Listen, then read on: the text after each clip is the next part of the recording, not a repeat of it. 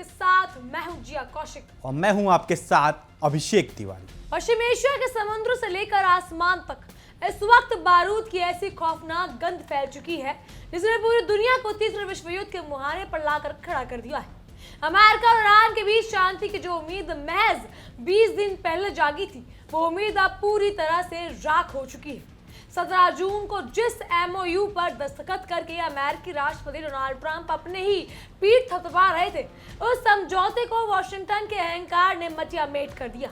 America ने एक बार फिर सीज़फायर की धज्जियां उड़ाते हुए ईरान के खिलाफ सीधे युद्ध का बिगुल फूंक दिया है। बिल्कुल सही कहा जी आपने, लेकिन इस बार पासा पूरी तरह पलट चुका है। अमेरिका अगर खुद को सुपर पावर समझता है तो ईरान भी वो चट्टान है जिससे टकराकर वाशिंगटन का गुरूर चकनाचूर होने वाला है। अमेरिकी सेंट्रल कमांड यानी सेंटकॉम ने दावा किया है कि 11 जुलाई को अमेरिकी वायुसेना ने ईरान के 140 ठिकानों पर ताबड़तोड़ बमबारी की है, लेकिन ईरान इस बार चुप बैठने वाला नहीं है।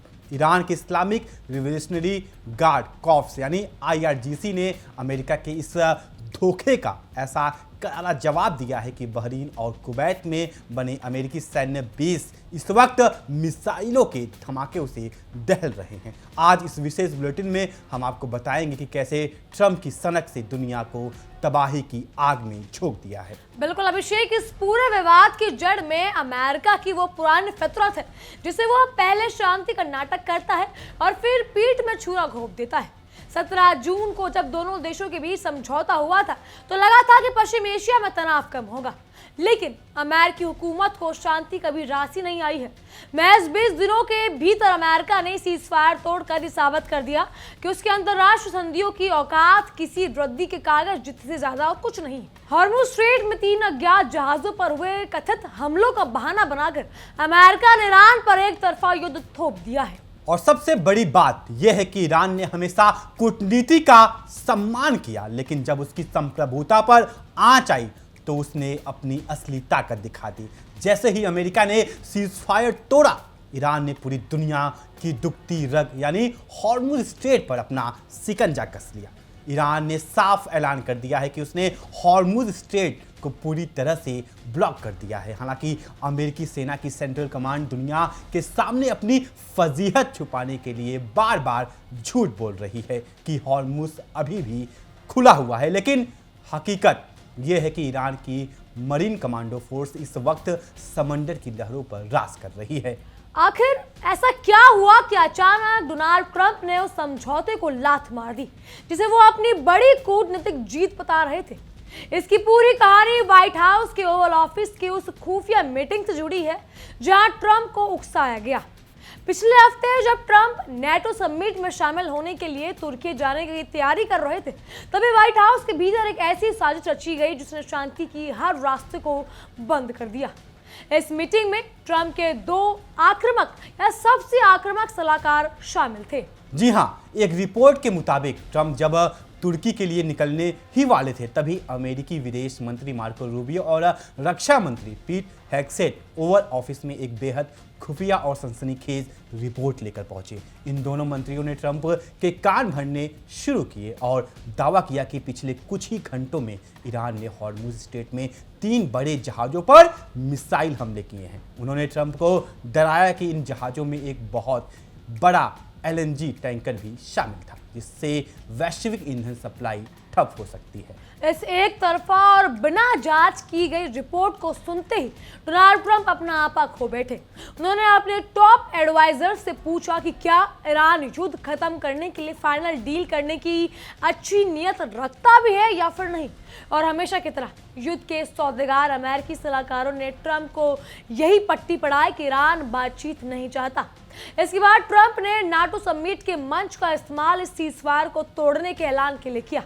ट्रंप ने तुर्की पहुंचते ही दुनिया के सामने कह दिया कि सीज़फायर खत्म हो चुका है, वो ईरान के साथ कोई डील नहीं करना चाहते। उन्होंने ईरान को धोखेबाज तक कह डाला।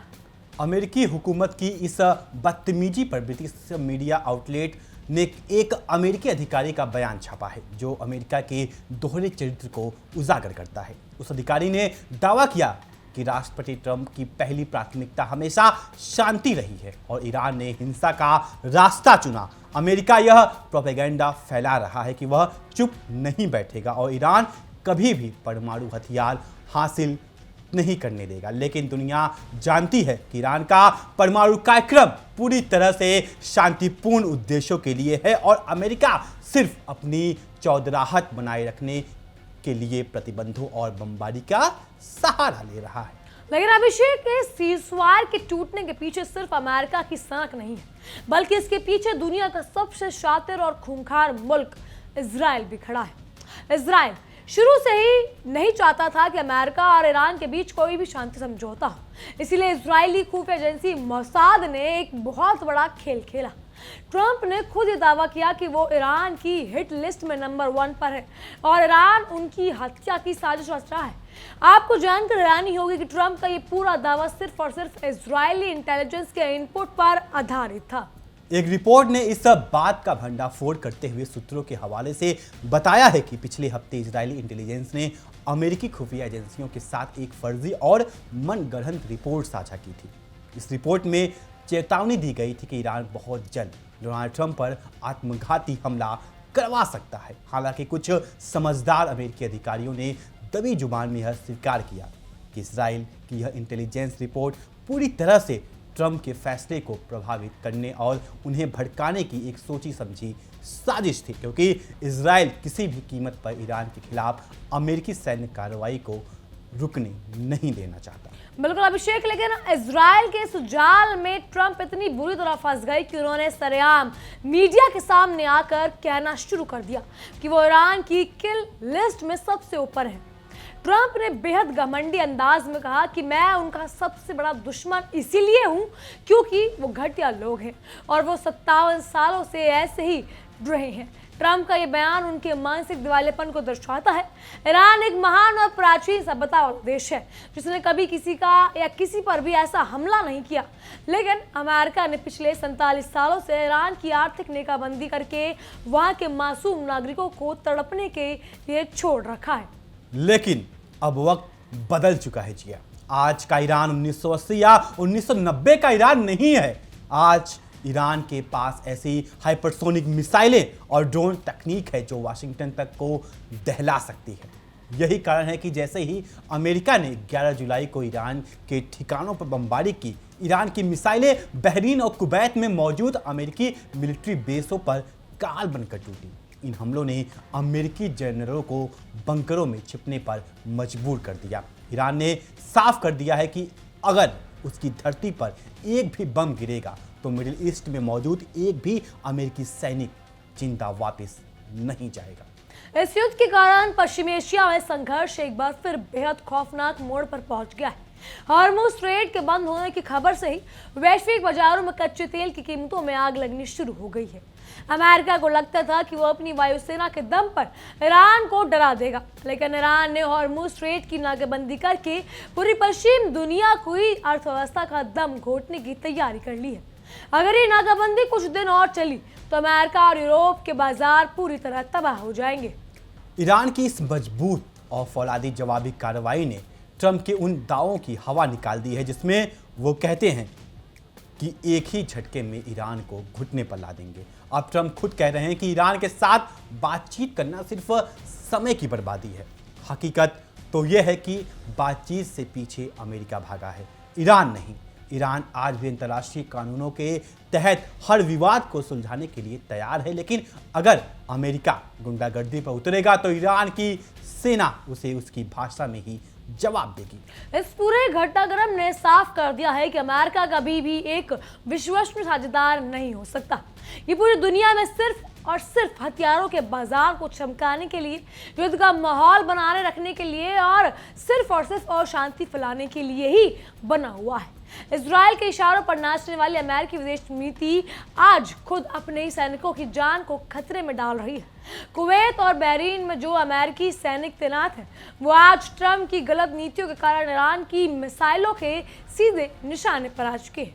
ईरान की IRGC ने यह साफ कर दिया है कि उनका निशाना सिर्फ अमेरिकी बेस नहीं बल्कि हर वो ताकत होगी जो अमेरिका की इस गुंडागर्दी में उसका साथ देगी। ईरान ने साफ लफ्जों में कहा, चेतावनी दी कि यदि किसी भी खाड़ी देश ने अपनी ज़मीन का इस्तेमाल ईरान पर हमले के लिए अमेरिका को करने दिया तो उस देश को भी युद्ध का अंजाम भुगतना होगा। ईरान की इस सख्त चेतावनी के बाद से पूरे खाड़ी देश में सन्नाटा पसरा हुआ है। दुनिया को यह समझना होगा कि ईरान अपनी रक्षा के लिए लड़ रहा है। जब अमेरिका जैसे मुल्क आपकी सीमा के पार आकर 140 ठिकानों पर बम बरसाएगा तो कोई भी संप्रभु राष्ट्र चुप नहीं बैठेगा। ईरान का यह पलटवार आत्मरक्षा का एक वैध और मजबूत अधिकार है। ट्रंप चाहे जितनी भी गीदड़ भपकियां दे लें, लेकिन वो अच्छी तरह जानते हैं कि ईरान पर सीधी जमीनी हमला करना अमेरिका के लिए एक ऐसा दलदल साबित होगा जिससे वो कभी बाहर नहीं निकल पाएगा। अंततः यह लड़ाई अब उस मोड़ पर पहुंच चुकी है जहां से समझौता नामुमकिन लग रहा है।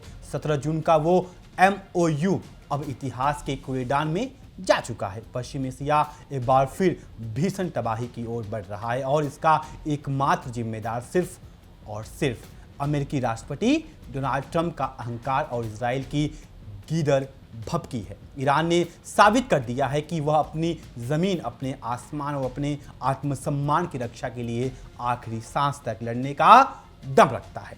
दर्शकों, अमेरिका और ईरान के बीच भड़का ये महायुद्ध ये साफ कर रहा है कि सुपर पावर होने का घमंड अब ज्यादा दिन नहीं चलने वाला है। ईरान ने हॉर्मुज स्ट्रेट को बंद करके और अमेरिकी बेसों पर मिसाइलें दाग कर ये जता दिया कि ईंट का जवाब पत्थर से दिया जाएगा।